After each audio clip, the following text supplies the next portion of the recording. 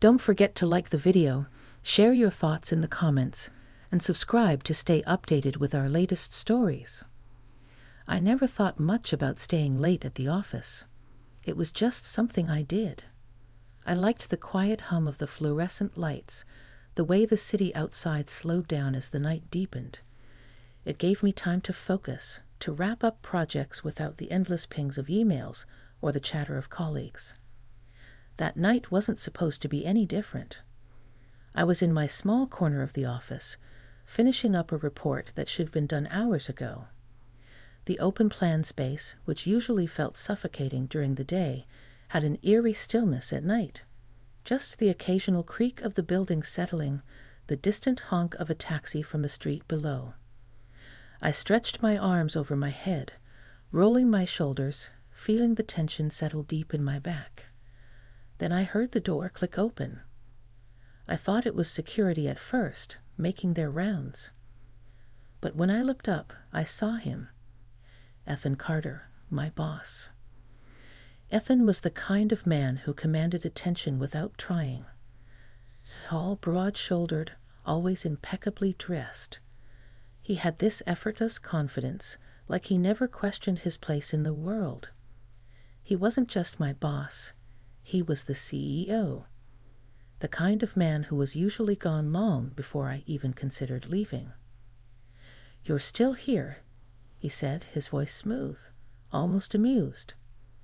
I gave a small shrug, just finishing up some things. He nodded, stepping further inside. The air shifted slightly as he moved, carrying with him the scent of expensive cologne, sandalwood, and something deeper, richer.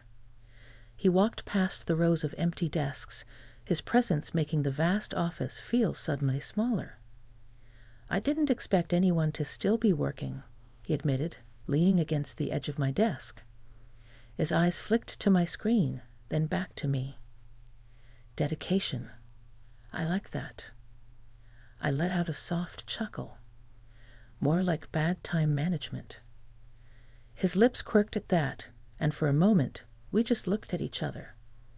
There was something unspoken in the air, something I couldn't quite place. "Do you always stay this late?" he asked. "Not always, just sometimes."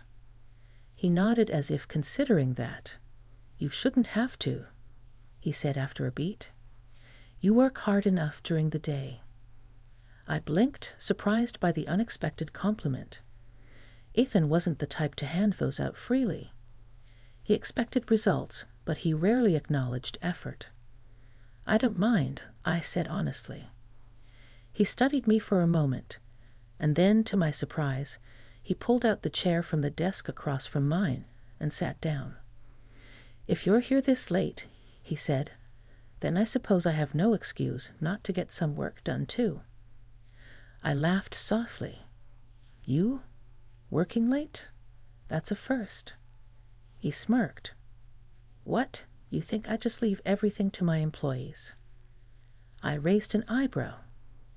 "Isn't that what CEOs are supposed to do?" He chuckled at that, a deep, rich sound that filled the quiet office. "You might have a point." The conversation flowed easily, more naturally than I expected. It wasn't the typical rigid, professional exchanges we had during the day. There was something different about him in this setting, less polished, more human.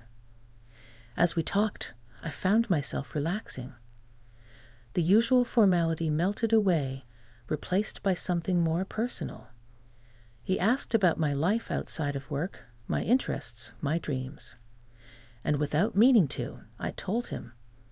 I told him about the art classes I used to take, the way I loved the city at night, how I sometimes felt like I was stuck in a routine I didn't know how to break. He listened, really listened. I wasn't used to that. At some point, he leaned back in his chair, his sleeves rolled up, his tie loosened just a bit. "You ever think about doing something else?" he asked. I hesitated. "Like quitting?" "Not necessarily quitting," he said. "Just something that makes you happy." The question caught me off guard. I'd never really thought about it. Or maybe I had, but I'd buried it under deadlines and responsibilities. I don't know, I admitted. I guess I never really let myself think about it. He nodded as if he understood. The office felt different now. Less like a workplace, more like a world of its own. The city lights cast long shadows against the walls, the soft hum of computers the only sound between us. For the first time, I saw Ethan not as my boss, but as a man who, despite his power and success, seemed just as lost in thought as I was. And then something shifted. It wasn't anything obvious, nothing that could be pinpointed exactly.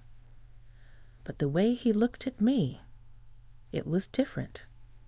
There was a pause, a moment of hesitation, and then the sound of a phone vibrating shattered the quiet. Ethan exhaled sharply, running a hand through his hair before pulling his phone from his pocket. A brief glance at the screen, and just like that, reality snapped back into place. "I should go," he said, his voice quieter now. I nodded, trying to ignore the strange weight in my chest. He stood, adjusting his sleeves, and looked down at me. "Don't stay too late," he said. Then, after a brief pause, he added, "See you tomorrow." And with that, he was gone. I sat there for a long time after he left, staring at the empty space where he had been. Something had changed between us. I didn't know what it was yet, but I knew one thing for sure. Tomorrow would not be just another day at work. The next morning, I walked into the office feeling different. I wasn't sure why. Nothing had happened, not really. It had just been a conversation. A simple, late-night conversation between two people who happened to work in the same place. But it didn't feel simple. The memory of it lingered, the low hum of the city outside, the way Ethan had leaned back in his chair, his sleeves rolled up as if, for once, he wasn't the CEO, but just a man talking to someone who understood. The way he had listened to me like no one else had in a long time. And the way I had wanted to stay in that moment just a little bit longer. I took a deep breath as I stepped into the office. Morning sunlight streamed through the floor-to-ceiling windows, casting sharp beams across the sleek, modern desks. The usual hum of conversation and ringing phones filled the air. Everything was normal. Everything was the same. Except for me. I felt his presence before I even saw him. Ethan was across the room, standing by the glass-walled conference room, speaking with a few executives. He looked as he always did, composed, confident, in control. But then, as if sensing me, his eyes flicked in my direction. It was just a second, a moment. But it was enough. There was a flicker of recognition, a slight pause before he returned his attention to the conversation in front of him. I exhaled, forcing myself to walk toward my desk as if nothing had changed, as if I wasn't hyper-aware of every movement, every glance, every shift in the air between us. I tried to focus on work, but my mind kept drifting. Did he feel it too? Or was I reading too much into something that had meant nothing at all? I was halfway through an email when a message popped up on my screen. "Ethan Carter, can you come to my office when you have a minute?" My heart skipped. I swallowed, staring at the message as if it held some kind of hidden meaning. It was a normal request. I had been to his office plenty of times before, but suddenly it felt different. I took a steadying breath and stood, making my way to his office. The walk felt longer than usual, each step filled with a quiet anticipation I wasn't sure how to handle. His office door was slightly ajar, and I knocked lightly before stepping inside. Ethan was standing by the floor-to-ceiling windows, hands in his pockets, gazing out at the city. The sunlight hit him just right, highlighting the sharp angles of his face, the hint of stubble he hadn't had the night before. "Close the door," he said without turning around. I hesitated, then did as he asked. The soft click of the door felt final. Finally, he turned to face me. For a moment, he just looked at me, as if he was deciding something. And then he spoke. About last night. I held my breath. "I don't usually talk to my employees the way I did with you," he admitted, his voice quiet, careful. It was unexpected. I swallowed. Yeah, it was. A pause. "I enjoyed it," he said, his eyes locked onto mine. "Talking to you." I felt warmth rise to my cheeks. I did too. Something flickered in his gaze, something unreadable. "I don't want things to be awkward," he continued, stepping closer. "But I also don't want to pretend it didn't happen." I nodded, my throat suddenly dry. "Neither do I." Another pause. Longer this time. He studied me, as if searching for something, some kind of answer neither of us fully understood yet. Then, with a soft exhale, he ran a hand through his hair, breaking the moment.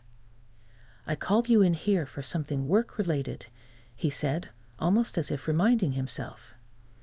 "There's an upcoming client dinner. I need someone to attend with me." I blinked. "You want me to come with you?" "I do," he said. "It's mostly formalities, but I trust you to handle yourself well." I hesitated. "Ethan, is this really about work?" A small smirk played at the corner of his lips. "Mostly." I exhaled a soft laugh, shaking my head. "I don't know if that's reassuring or not." He chuckled. "Just said yes." I bit my lip, considering. A dinner with Ethan. Just the two of us. In a setting that wasn't the office. I wasn't naive. I knew what it would look like. What it would feel like. And yet, I found myself nodding. "All right," I said. "I'll go." His smirk deepened, just slightly. Good. As I left his office, heart pounding, I knew one thing for certain. This wasn't just another work event. And whatever was happening between us, the evening of the client dinner arrived faster than I expected. I stood in front of my mirror, smoothing down the fabric of my dress. It was elegant but understated, a deep navy blue with a subtle shimmer, hugging my figure in just the right way. Professional enough for a business dinner, yet refined enough to feel different. I wasn't sure why I had spent so much time picking it out, or why my stomach felt unsteady as I grabbed my clutch and headed out the door. Ethan had sent a car. When I stepped outside, a sleek black sedan was waiting at the curb. The driver opened the door for me, and as I slid into the back seat, I felt a shiver of anticipation. Then I saw him. Ethan was already inside, waiting. He looked up as I entered, his gaze sweeping over me in a way that sent heat rushing through my skin. "You look." He hesitated for just a second. Stunning. I swallowed. "Thank you. You don't look too bad yourself." It was an understatement. Dressed in a tailored black suit, crisp white shirt, and a tie that matched the deep blue of my dress, he was impossible to ignore. The usual sharpness in his presence was softened tonight. Something in his eyes held an edge of curiosity, maybe even admiration. The driver pulled away from the curb, the city lights flickering outside the window. For a moment, silence settled between us, but it wasn't uncomfortable. It was charged. Ethan finally broke it. "I should warn you," he said, a hint of amusement in his voice. "These client dinners can be painfully dull." I smiled. "Then why bring me?" His gaze met mine, because I'd rather have good company. My breath hitched just slightly. The air between us felt different tonight. At work, there were rules, expectations, unspoken boundaries. But here, away from the office, in the dim glow of city lights reflecting off the car windows, those lines blurred. I didn't know what to say to that, so I said nothing.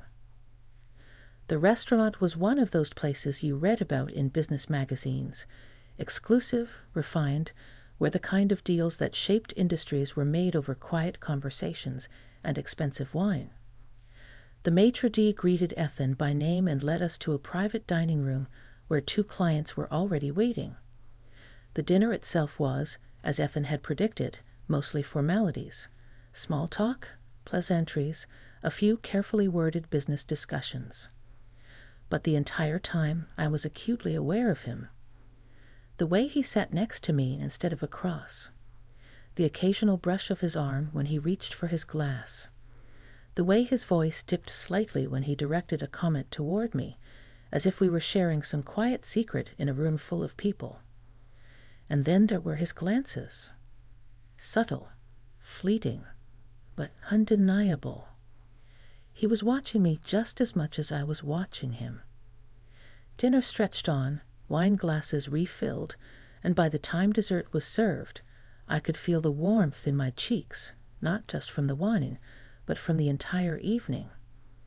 At some point, Ethan leaned in, his voice just low enough for only me to hear. "You're handling this perfectly," he murmured. I turned to him, my pulse quickening. "You sound surprised." His lips twitched into something that wasn't quite a smile, but close. "Not surprised," he said. "Impressed." The words sent a strange thrill through me. The dinner eventually came to an end, the clients shaking hands, exchanging parting words. Soon it was just the 2 of us stepping out into the crisp night air. The city stretched around us, bright, alive, humming with possibility. Ethan turned to me.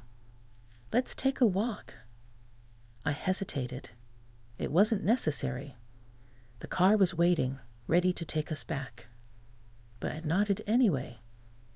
We walked in silence at first, the sound of our footsteps blending with the distant rush of traffic. The air was cool, and for the first time all evening, I let myself breathe. And then, "I enjoyed tonight," Ethan said, his voice softer than before. "More than I expected to." I glanced at him. "Because of the clients?" He let out a quiet laugh. "No." His gaze flickered toward me. "Because of you." My heart skipped. This was it. The moment I had known was coming since the night in his office. I could ignore it, laugh it off, keep things as they were. Or I stopped walking. So did he.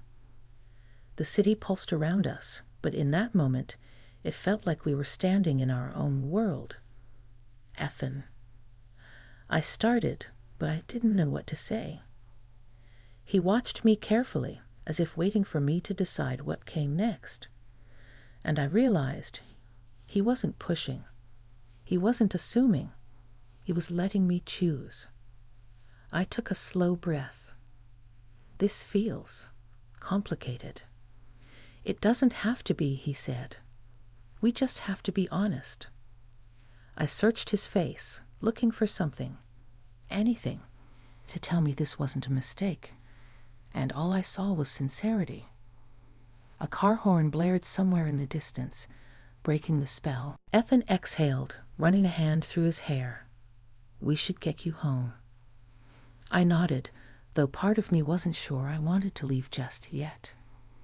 The ride back was quiet, but not uncomfortable, just filled with unspoken words. When the car pulled up to my building, I hesitated before reaching for the door handle. "Good night, Ethan," I said, looking at him one last time. For a moment, I thought he might say something, stop me, suggest something neither of us were ready to admit. but he just nodded. Good night. As I stepped out into the night, I felt it. This wasn't over. Not even close. It was just beginning. The next few days passed in a blur. Work became a routine again, but something had shifted. The air between Ethan and me was thick with unsaid words, and our glances lingered just a little longer than before. We spoke less, but the silence carried weight. There were no more late-night talks, no more personal conversations. Just business, just the way it had been before all of this started. And yet, I couldn't shake the feeling that everything had changed. I kept waiting for something, an apology, an explanation, a gesture that would either confirm what was happening between us or put an end to it. But it never came. It was a Thursday morning when it finally did. I had just settled into my desk, the familiar hum of the office buzzing around me when my phone buzzed. Ethan Carter, can we talk in my office? I felt the familiar flutter in my chest. I knew this conversation was coming, and yet I wasn't prepared for it. I stood quickly, smoothing my dress as I walked to his office. My heart raced with anticipation. I knocked softly on the door. Come in. I pushed the door open, and there he was, standing by the window once more, his hands clasped behind his back, the same position he'd been in the night we first spoke. He turned as I entered, and for a moment, neither of us said anything. He simply looked at me, his eyes steady, searching. Have a seat, he said, gesturing to the chair in front of his desk. I did as he asked, my heart pounding in my chest. Look, Ethan began, his voice low and careful. I've been thinking a lot about the other night. About everything. I nodded, unsure what to say. I don't want to make things complicated, he continued, taking a step closer. But I can't ignore the way things are between us. I swallowed hard, my breath catching in my throat. Neither can I. There it was, out in the open. Ethan looked down for a moment, as if considering his next words carefully. What happened between us? It's not something I take lightly. I'm not looking to rush into anything. But I don't want to pretend like I don't feel what I feel. My mind was racing, but I couldn't bring myself to speak. The words were right there.